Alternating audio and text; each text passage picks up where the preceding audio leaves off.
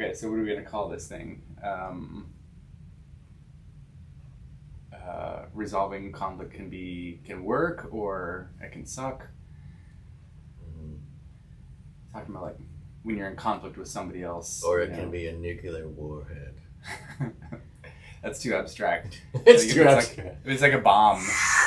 Exactly. You know, the state of the world might not be that abstract. We're gonna turn into like 12-year-old boys. Like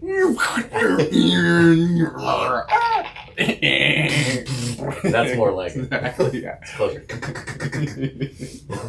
How many different machine gun sounds do you have?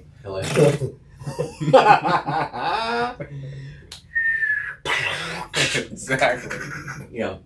Well, I can never get sucked in. Okay. So how you resolve conflict can work or turn into war. Okay. Or using what is it? Using this can resolve conflict, not a grenade or something like that. Like use this instead of a grenade to resolve yes, conflict. That's it. You've got That's options. You've got these tools from the Shrink Think podcast, or you've got the grenade. Nope. Put the pin back in. Leave it. Yeah. What would I toss it? But they did this, so I get to. So let me explain that when you pull the pin and toss the grenade, somebody might lose an arm or a leg. They might develop shrapnel wounds in their chest. Kind of not what you're going for when you're trying to resolve the conflict. And then when you wake up the next day and feel so guilty and you want to talk to them about it, they're not there. You still have to put the next grenade down. So they're dead. Let's clean out all the grenades. No more grenades. Oh my word. Yeah. Yes. So these are like grenades for conflict. Yeah. Don't use grenades for resolving conflict. Yeah, I like that. I kind of like that better, actually. Use these, not grenades. To Oh resolve my conflict. gosh. You know, the state of the world, they could take that and be like, oh, the Shrink Think podcast is speaking into it. Oh my gosh. No, we're not at all. We're in Oregon. I know. Oregon knows nothing about anything. Oh my goodness. Uh-oh. Okay. This just in. Never mind, it's over. I thought it was the Be Real. Okay. Oh, that Let's would get have it been all cool. set up. I love to be real. Yeah. Okay, It's somehow addictive. I don't It understand. really is. All right. Hey everyone, welcome to the Shrink Think podcast. We are excited to be here today. As always, we love doing this podcast. We love being here with you. We love you guys, our listeners, all of you individually. So much love. And collectively. There's just so much love.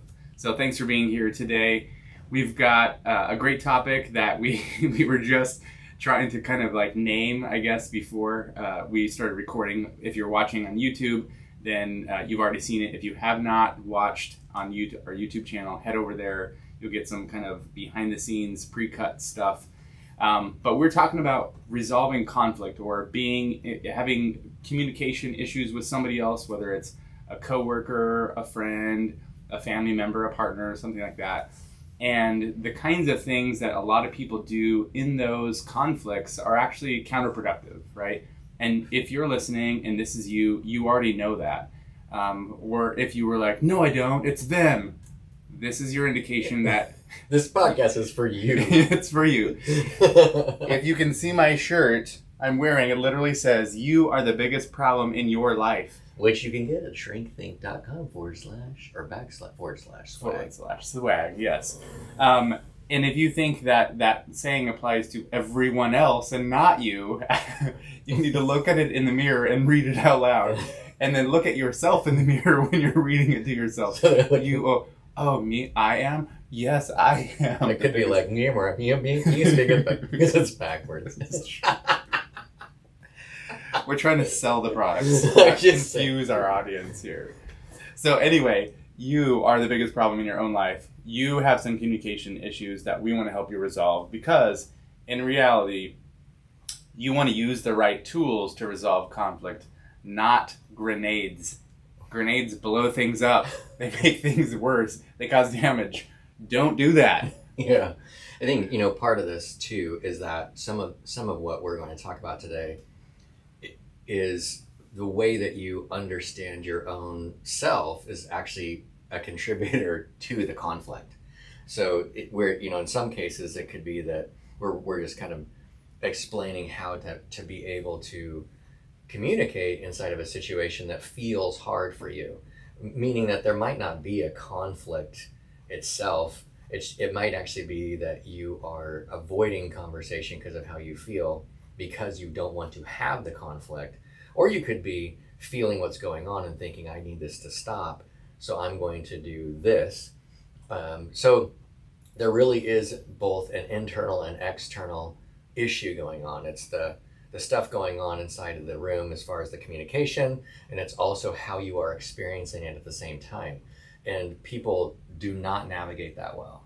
Yeah, and I would say like the foundation of this, like the first, if we were doing like a 101 class, like an intro to this, the very first thing that you would need to know and learn is the first thing that you said, which is what's going on inside of you is first and foremost your priority, your responsibility. Because if you're not managing you, then you're kind of expecting the other person to manage you, or it's going to bleed out and spill out into the conversation or onto the other person, and that's not going to be healthy. That's like opening up a grenade of your unmanaged feelings and then tossing it into the room or passing it to the other person to say, here, fix this. And can you imagine what's going to happen when you toss a live grenade to another person? They're not going to resolve it. It's going to blow up in their face because there's nothing that they can do about it. My opinion, I think I'm saying it like that because I don't have any research I've done, but I guess my experience is when you look back in time, a lot of the communication problems had more to do with like a person just dictating and saying that you're going to do this, and they're coming from the place. They don't really care what's going on inside themselves at all. Yeah, they're like, me hunt, you gather. Right. That's a long time ago. I wasn't going back that far.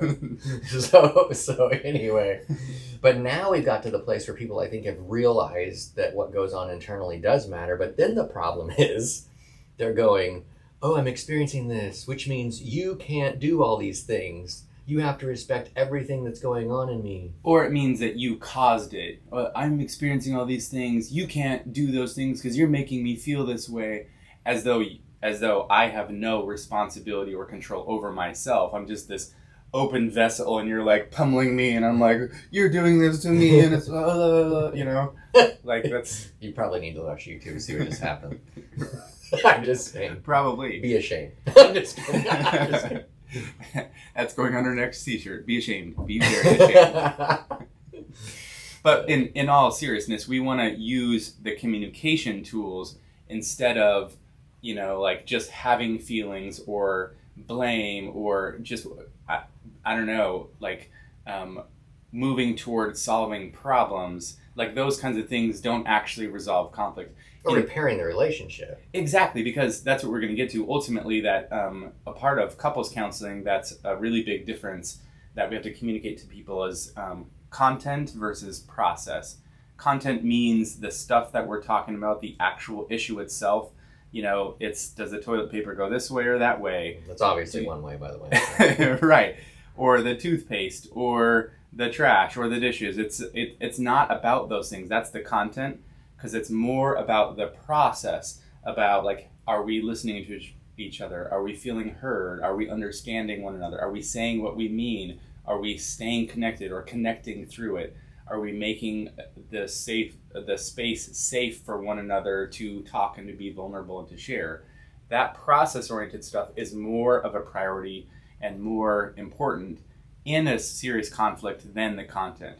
Now, don't get me wrong. If you're like, hey, who's going to pick up Maddie from basketball practice tonight?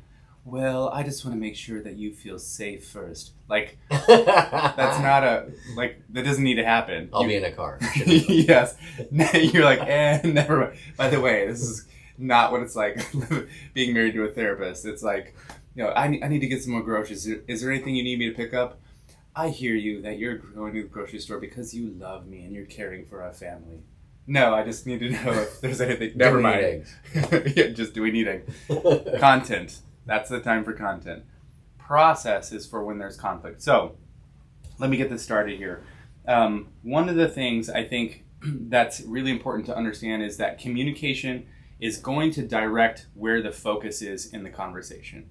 And so if my first priority is to represent myself, to talk about my own self, my world, my experiences, my perspective, the things that I'm thinking and feeling and wanting or afraid of, that's my job first and foremost, is to pay attention to and represent what I'm responsible for. And then you, on the other side, you're responsible for those same things in yourself. And so if you're bringing maturely yourself to the table and I'm bringing myself to the table, then we can have a respectful conversation about that, right? And our communication has to point to the correct location of that stuff.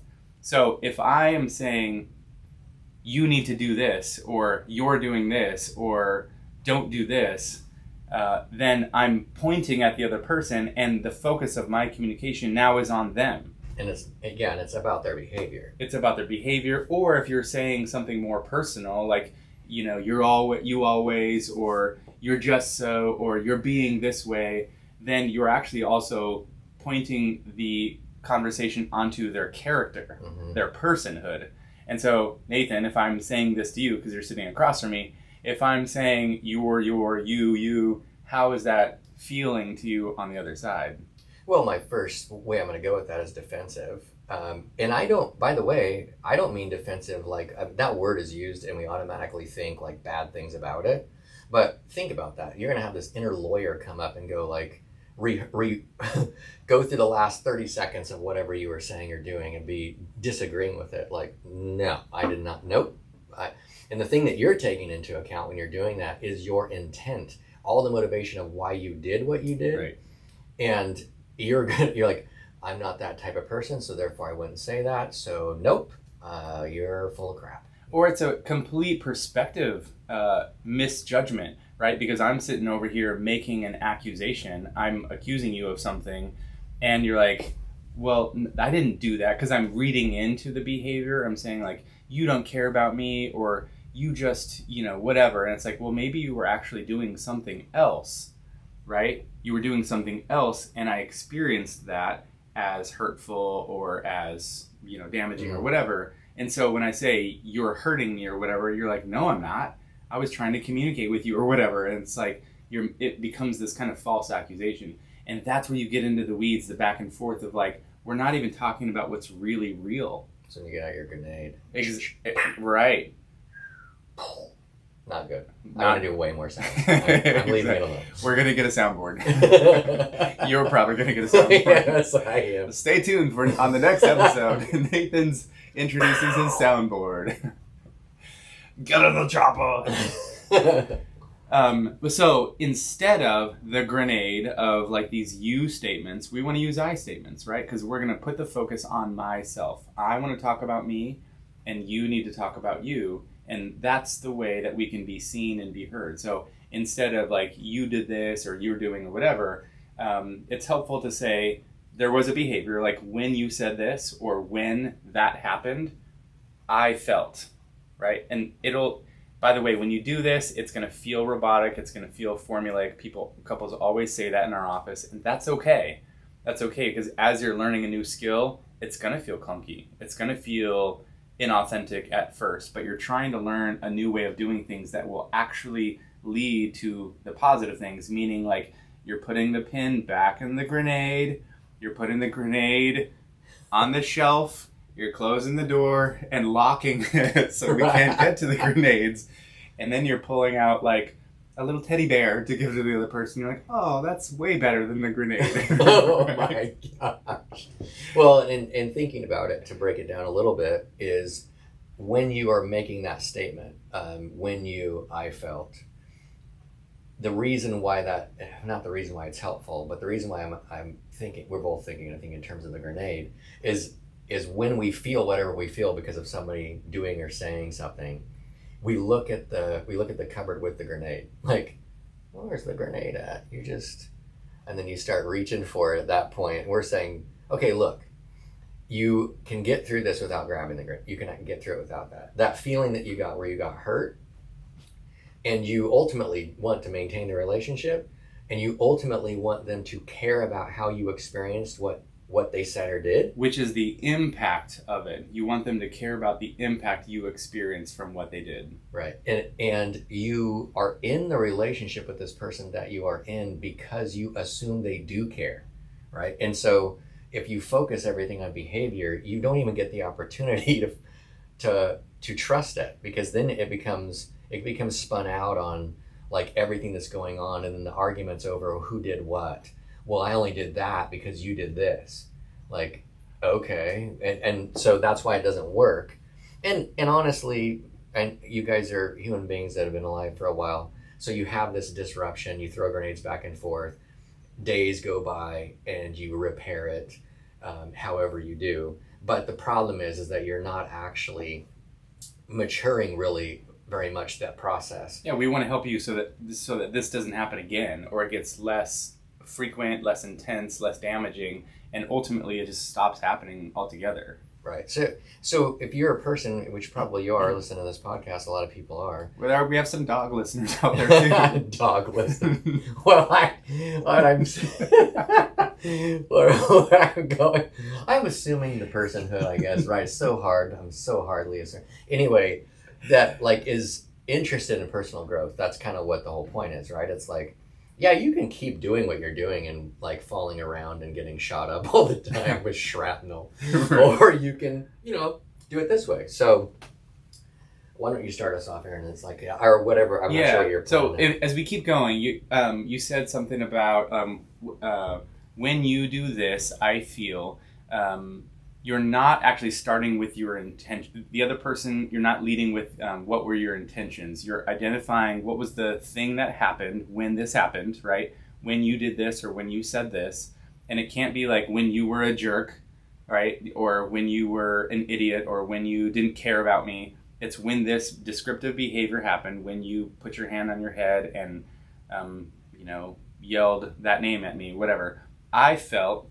And then you got to identify the feelings in yourself. You got to know, what am I experiencing? If I can't even identify what I'm experiencing, then I can't share that with the other person. And if I don't even know what I'm feeling, then there's no way you can know what I'm feeling. You're going to be playing this guessing game as the other person of what I'm feeling. And probably in some ways like a fixer, like, I'm guessing what you're feeling, and I'm somehow supposed to fix it, but neither of us knows what the game is or what the rules are or where the target is that I'm supposed to aim for. Mm-hmm. So when you say, when you did this, I felt or I feel this specific feeling, now you have the context for like, oh, well, I didn't mean for you to feel that way, right? We can move forward in the conversation here. And as a listener, then you can say, oh, well, I didn't realize I made you feel that way. Like, you need to, if you're Nathan and you cause this, right? Sorry, that's perfect. Nathan always causes things. Right. Yeah. Sorry. It's trigger warning. Sorry. Sorry. Go ahead, keep going. Sorry, we'll be doing therapy after this. A little bit of EMDR. If moving forward, if you're the listener, you're the one that did the action. Instead of saying, I didn't mean to do that, which that's okay to say, but that's like saying, I didn't mean to do that, so therefore you're not allowed to feel the feelings that you felt, because I didn't mean to. Instead, you want to open up space and allow that thing to exist. Okay, so I did that thing. I didn't mean to do that thing, but I did it, and it impacted you this way, and you feel this way. I can see how you feel that way. Like, follow the logic of it, right? It's a cause and effect. That's all we're trying to do, is look at the cause and effect of, I said this and it impacted you this way. We have not even touched the intentions yet in our conversation. We'll get to that, right? Once we've sort of resolved the feeling, once we've sort of stopped the bleeding, to use our war analogy, we put a bandage on the wound and we've addressed it, with the, whatever, the wrap or whatever. Once that has happened and you're like laying in your bed and you've got the morphine in your system, you can be like, so what happened? Then we can move on to like, well, I was trying to do this. These were my intentions. And it's like, oh, I see. I didn't even realize that. I just, felt what I saw what you did and felt what I felt. And that's where I got stuck. So making, now that you've expounded, kind of breaking it back down, we talked in the beginning about how it would go, and then I got defensive, right? Mm-hmm. So let's just look at this very slowly. When you blank, now at that point, I could be feeling a little bit my defensiveness coming up, and then you say, I felt. Then I'm like, oh, we're not.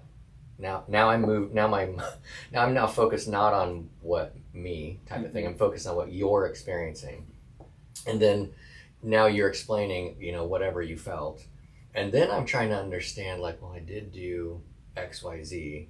Now then there is the temptation to explain what you intended.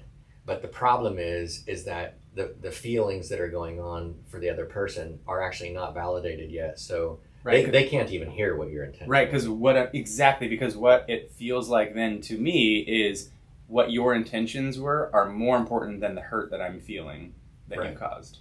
And the reason why we typically want to share our intent is because we don't want that separation in relationship, which is happening. We just are like, no, I don't want to do that. I didn't mean to do that. And we don't want to feel bad. We don't want to feel like because genuinely, if we really do care about each other, like, I don't want to make you feel that way. I feel bad that I did something and it hurt you, which is why, I think maybe another part of this would be, if you are trying to make the transition from using a lot of that, like, blaming language, that you statement stuff, and moving towards this formula, maybe it would be a good thing to say, hey, I know you probably didn't intend to do this, but when you said this, I felt blank. So you're sort of introducing innocence to the other person, or you're like assuming the best about the other person and letting them know, I don't think badly of you. Right. I'm assuming that you didn't mean to do this, but it happened, right? And I still feel this way, and I just need you to see that. Right. It's what we're really assuming for you, or helping, probably prompting you to see, is that you can still trust the relationship. There's a fear that happens inside of those moments where you feel like, oh no, there's this big separation occurring. It's like, no, actually the reason why the person said that is because they actually want to maintain the relationship, not lose it. Right. So I'm trying to draw you in. Yeah, a very simple thing you could say. Aaron is now fishing. It's like a very simple thing you could say, like, when somebody goes, when you did this, I felt this. If you find yourself, I would imagine you could be a little bit flooded. You could feel very confused. And also, if you've listened to this podcast, you could also feel like, oh, I should not talk about my intent. A simple thing to say at that point is, tell me more. Tell me more. Because what you're trying to do, like, this person wants to try to explain how you, about the relationship, how the relationship is impacting them essentially in one moment. Give them the space to do it. And then you can respond to that. The goal, though, inside of that, and it is a goal, but one of the goals. Yeah. Yeah, there are a lot of them, but yeah. As you continue, is to be able to validate that. So validation, which I believe gone into before, but the simplicity of it is, from a logical perspective, based on everything you know who the person is, make a statement. You're not trying to interpret with all the emotions. You're not trying to do any interpretation. You're just saying to the person, like, from based on what I said and what I know about you, it makes total sense that you could feel that way. I can see how you would feel that way. Yeah. That makes sense. Yeah.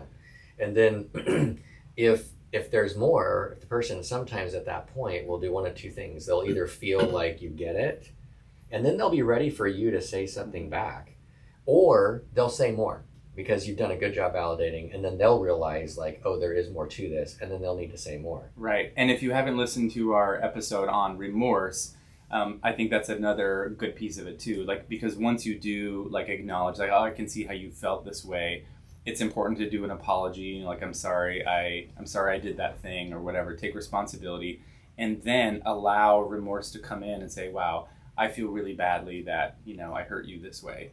And the other person just wants to know that you care about them. They want to know that you care about their hurt feelings, not just that you care about the behavior that happened and that you'll change the behavior, right? That's important, but also you care about the hurt feelings that you caused on the other side.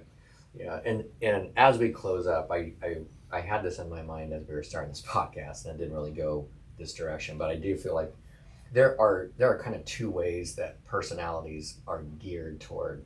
One way is to what's called an external locus of control, and the other way is an internal locus of control, meaning like how you decide to connect and control your world. So if you're more of an external person, like typically a bit more anxious, and you're trying to make your world, you're trying to control your world so you feel okay. When somebody says something like this, the first thing you're going to be tempted to do is just control it. Focus entirely on the behavior and make it go away.